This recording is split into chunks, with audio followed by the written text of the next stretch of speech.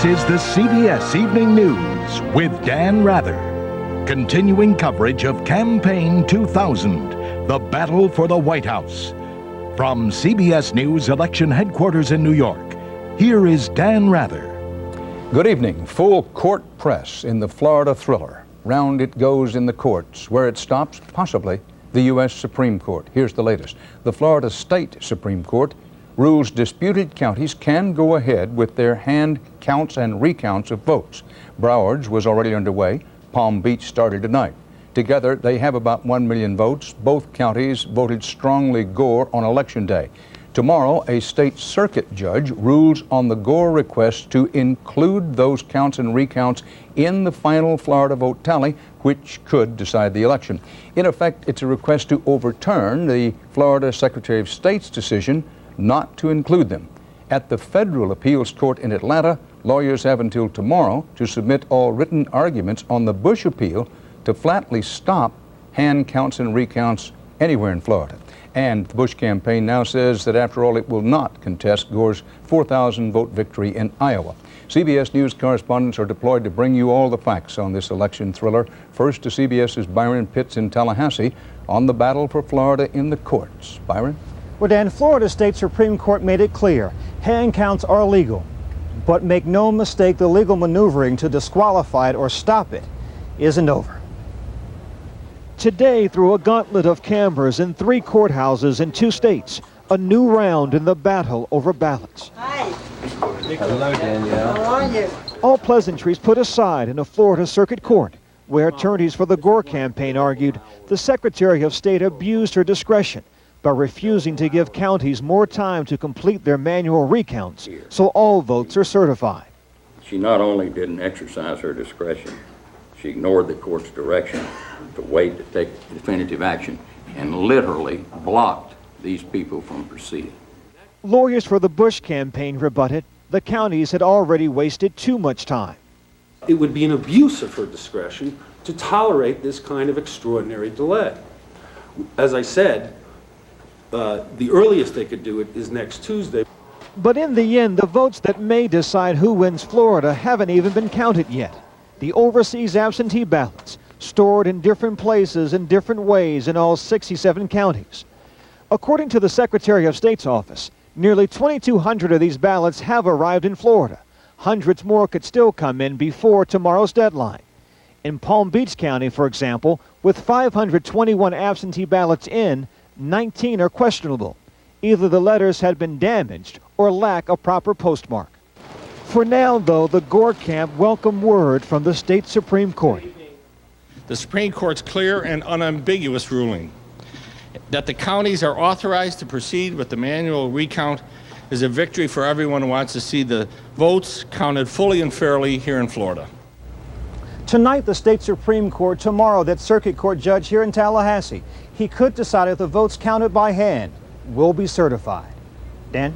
And Byron, while those arguments go on, so do the hand counts and recounts of votes. The current official Florida count, not including hand counts and recounts, gives Bush a 300-vote lead out of almost 6 million cast. CBS's Jim Axelrod is in West Palm Beach tonight. Jim?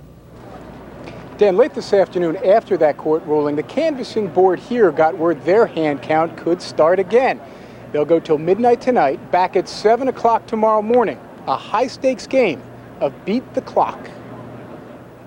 Hey, hey, ho, ho, how Gore's got to go. Up until this evening, nearly all the action in Palm Beach County unfolded in front of the vote counting center. Both sides killing time, waiting to see if the hand count would die. Then came the late word, and the vote counters returned. And I think the plan this evening is to go at least until midnight. There may be no place like home for the people here, but all the indecision is starting to grate, turning even well-intentioned civil servants into grumpy old men. Going from day to day and hour to hour, it's a little frustrating when you're trying to make a contribution and you're being told that, you're not needed. In Broward County, just south of here, they did count all day. Meet Jane Carroll, the dazed and confused supervisor of elections. What is today? Today I think could be Thursday. Thursday? Okay, Yes. Tomorrow would be a regular. She's got another count to deal with now, the one a sheriff's deputy did last night when he found 78 chads on the floor. though Republicans smell tampering. The elections people say, really let the can't say for chads sure. fall where they may. This may just be a common occurrence when you're dealing with a manual recount. Tonight, the sense of urgency is thick here. The job ahead is imposing. Working all day and all night, it's expected to take 6 days to count all 450,000 ballots by hand. Dan? Jim Axelrod in West Palm. Now to the White House. CBS's John Roberts is there covering what's going on in the courts and in the hand counts is part of the Gore determination to get an election victory. John? Dan, the Gore campaign believes it won another important round today now that Palm Beach can go ahead with its hand count. But tomorrow's decision on whether Florida Secretary of State Katherine Harris can exclude it will be crucial. As his legal team fights the battles in court, Al Gore himself has taken the lead role in the court of public opinion. In his first interview since election night on radio, the vice president today made the case to certify the hand count. People are very, very upset that they voted for somebody that they didn't intend to vote for, or that they had to leave the ballot blank on the presidential race, or they got confused and tried to rectify their mistake by voting a second time. The hand recount is the critical component of the vice president's winning strategy. After Secretary of State Katherine Harris said last night that she would ignore it, Gore dispatched running mate Joe Lieberman to denounce her decision on all 3 network morning shows, saying he was stunned. Basically, she wants to decide the election herself without letting the votes in Florida be counted. Gore's offer last night of a compromise to end the legal wrangling was an attempt to claim the high ground and look presidential. Now that Governor Bush has rejected it, Gore's advisors believe they have the moral authority to push their court challenges to the limit. The question is, how far can they go? When it looks as though the Gore campaign is ratcheting up their series of challenges, then I'm not sure the public will have a stomach for that. Gore's legal team says all options are on the table, including the option to possibly sue in Palm Beach County Court for a new election. But that is a difficult and potentially damaging road they will go down only if all else fails. Dan? John Roberts at the White House. Now for the reaction and strategy over at the Bush campaign, CBS's Bill Whitaker is in Austin, Texas with the latest. Bill? Dan, the Bush campaign says the Florida Supreme Court decision doesn't change the situation, but in truth, it's a major blow to the Bush strategy, which is to stop that hand count in Florida and keep the governor above it all. But events and Al Gore won't cooperate. After staying out of sight on his ranch for days, Governor Bush was forced to break his seclusion to respond to Al Gore. He rejected Gore's Florida hand count deal, which Bush aides called a ploy. The outcome of this election will not be the result of deals or efforts to mold public opinion. The outcome of this election will be determined by the votes and by the law. Criticized by some Republicans for letting Gore set the agenda, Bush aides say last night he trumped the vice president with his prime time address. And they tried to trump him again today, announcing Bush won't press for a recount in Iowa, where Gore leads by just 4,000 votes. The results are exceptionally close, but Governor Bush believes the time has arrived for our nation to begin the process of moving forward. For Bush, that means winning Florida, and that means stopping that hand count there. Bush Cheney Recount Office, how may I direct your call? The Austin campaign office is now the recount office, and with legal options closing down, Bush ally, Florida Secretary of State Katherine Harris, could be the campaign's last line of defense. Now, the Florida Supreme Court said that the hand count can continue, but it didn't say that Katherine Harris had to certify those votes. So that's why all eyes are going to be on that other Florida court and its decision tomorrow. Dan? Bill Whitaker in Austin. As for Iowa, after making the calculations, mathematical and political, the Bush campaign has decided not to contest Gore's victory there by a few thousand votes. CBS's Cynthia Bowers has the details from Des Moines. Cynthia. Dan, however the Bush camp chooses to characterize this decision, the fact is, as Bill mentioned, they must have realized requesting a recount here in Iowa was a no-win situation in more ways than one.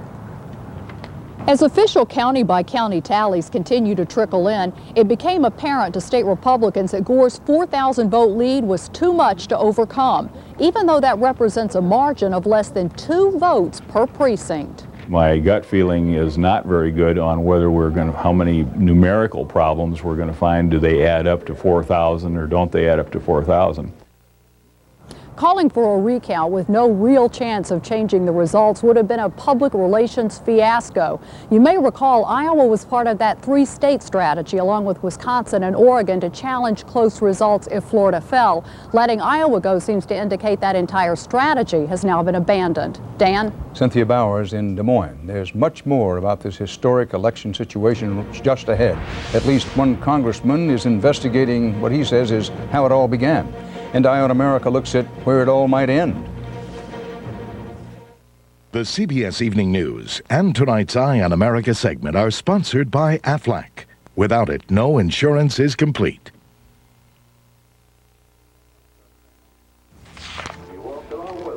Want to start a family? Right now? I just got supplemental insurance. What's that? Aflac. Well, if we get sick, our health insurance won't cover things like lost pay or other expenses.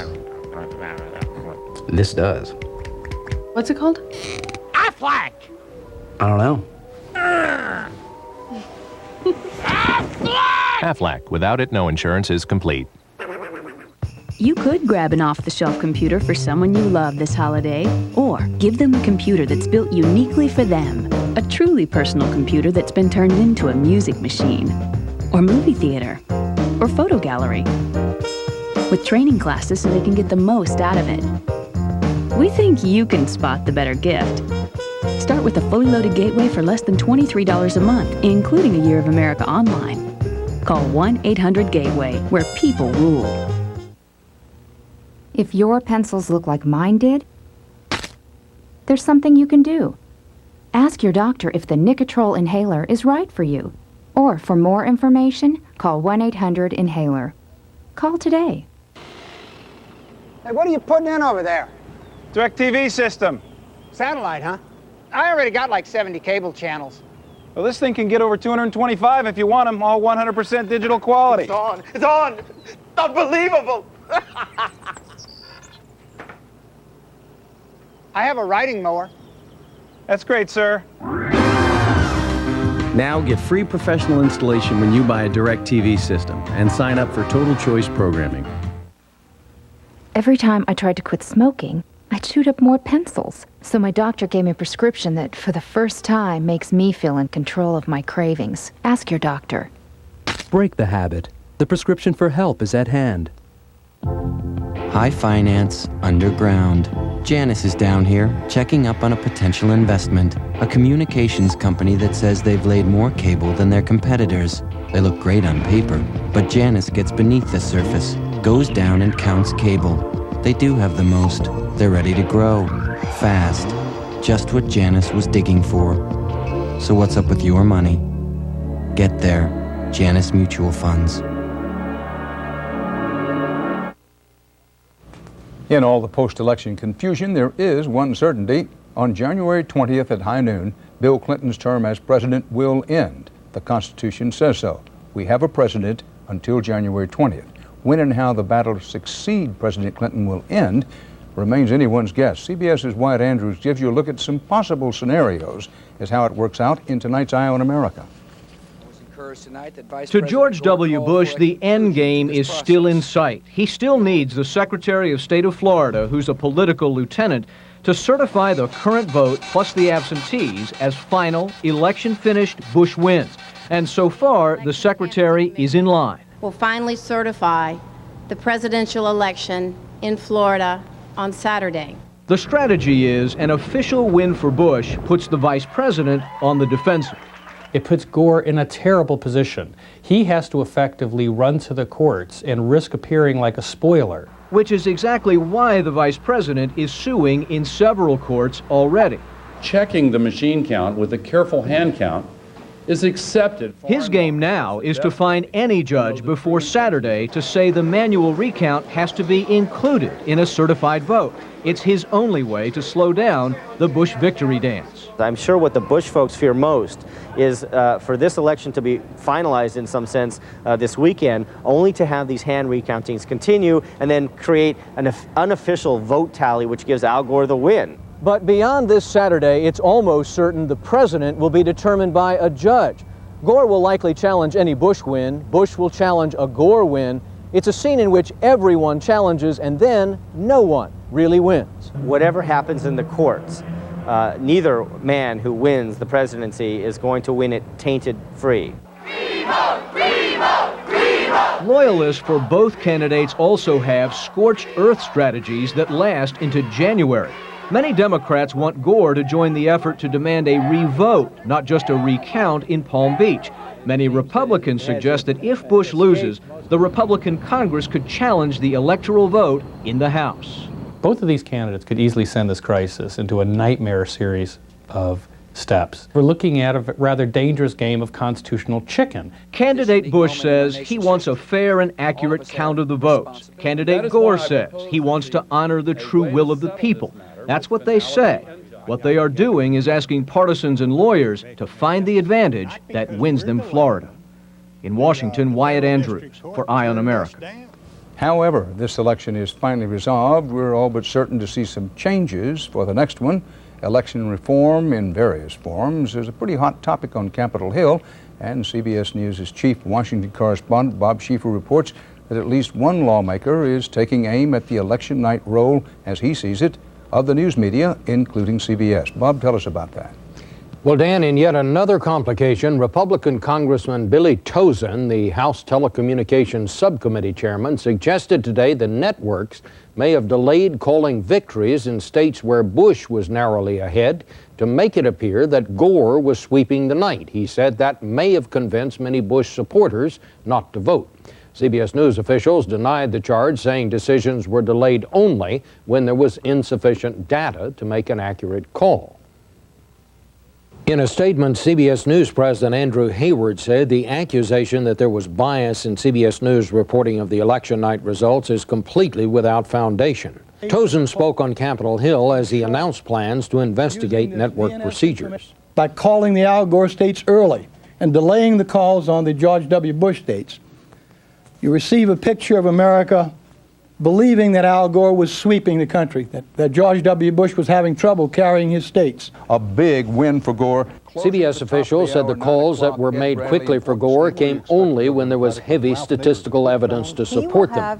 In cases like Gore's home state of Tennessee and West Virginia, where Bush eventually scored upset wins, analysts waited for more data because those victories went against past voting patterns. Al Gore wins the state of Florida.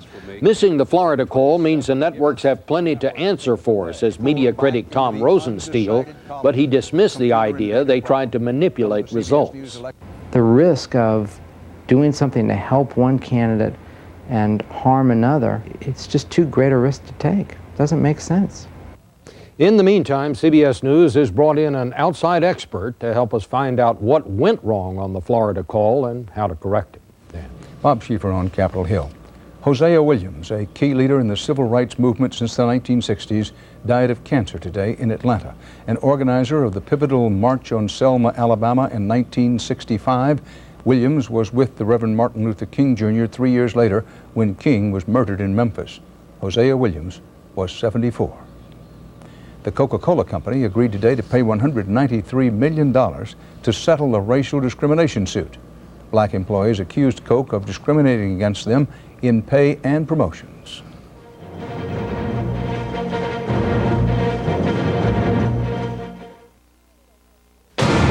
Enterprise? You rented our car from Enterprise? Yeah. Why Enterprise? Because they pick us up. Free. A free pickup?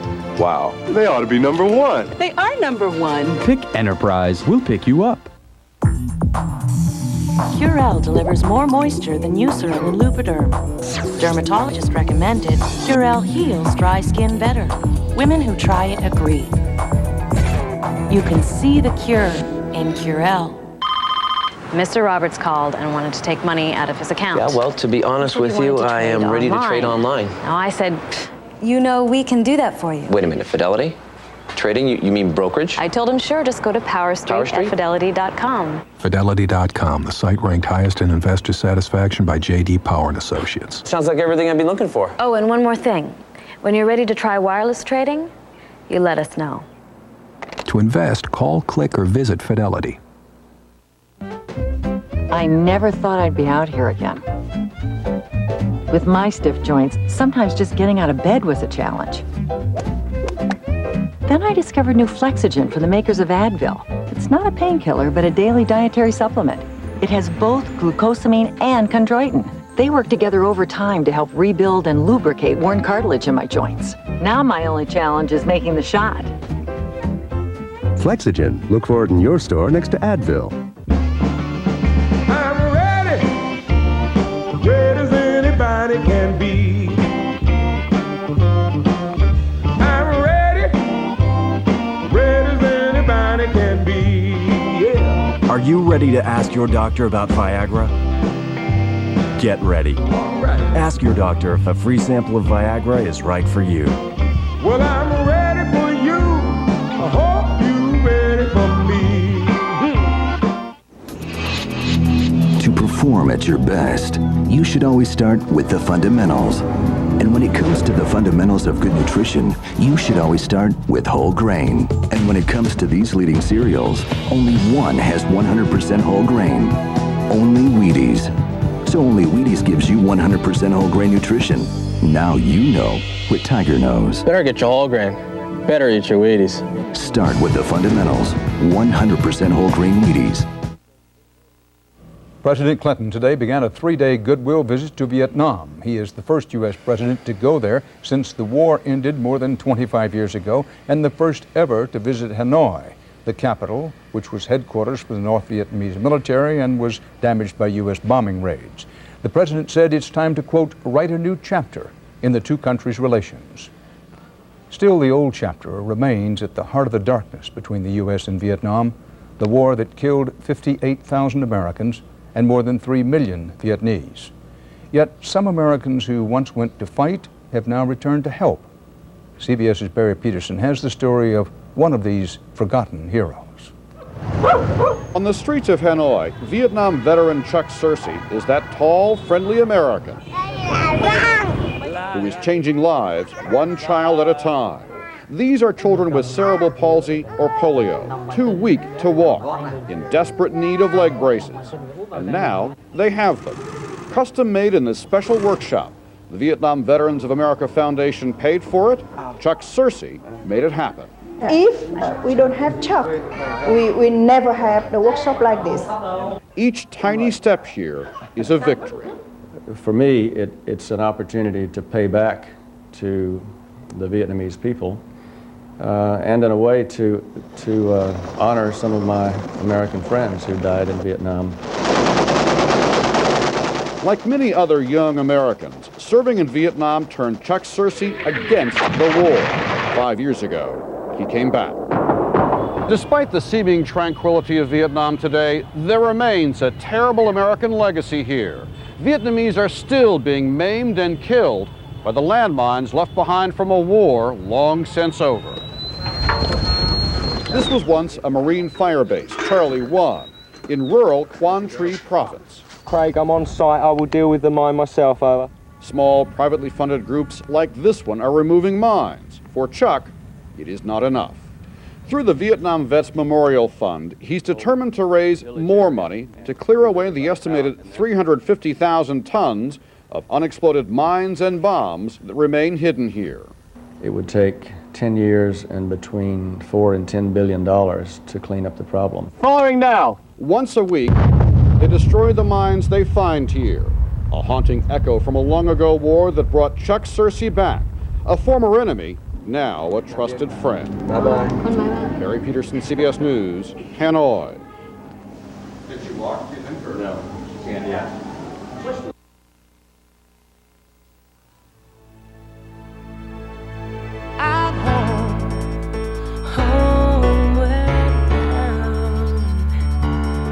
I was home, homeward bound.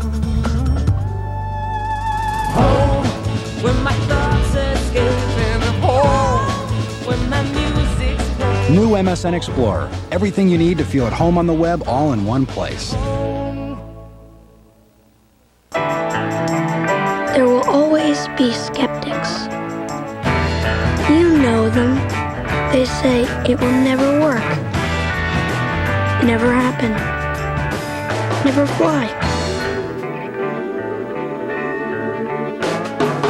But the next time they tell you all the logical reasons why it can't be done, just remember all the times that they have been wrong.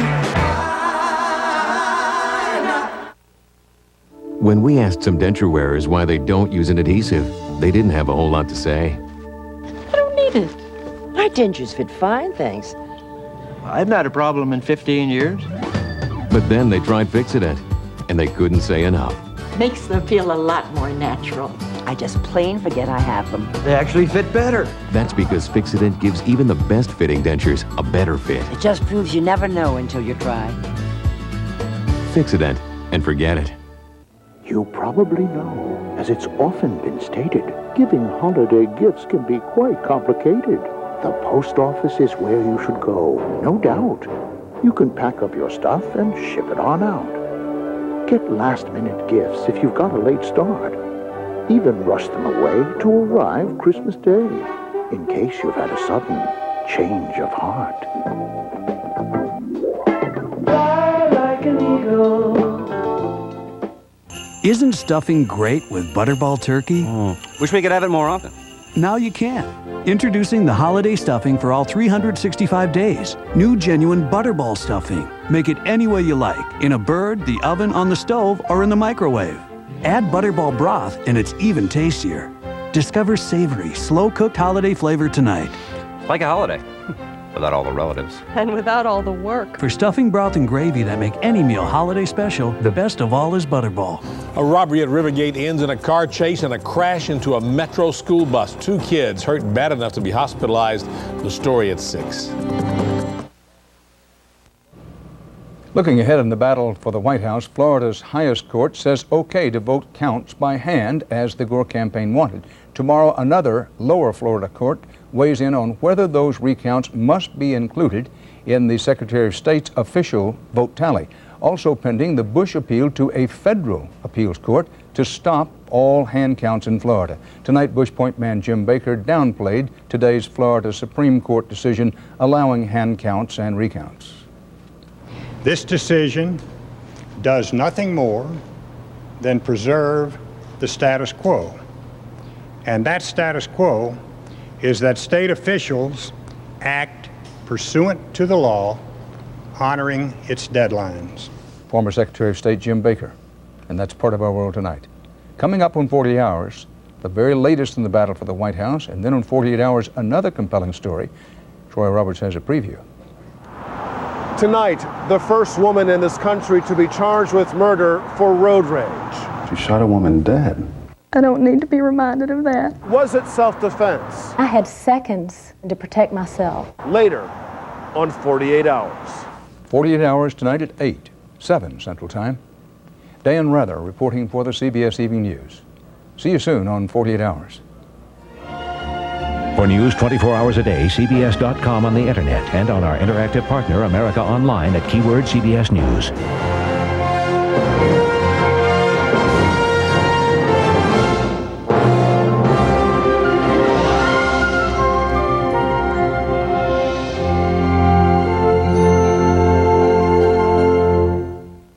The election mess. How's the rest of the country dealing with it? Tomorrow, experience CBS News.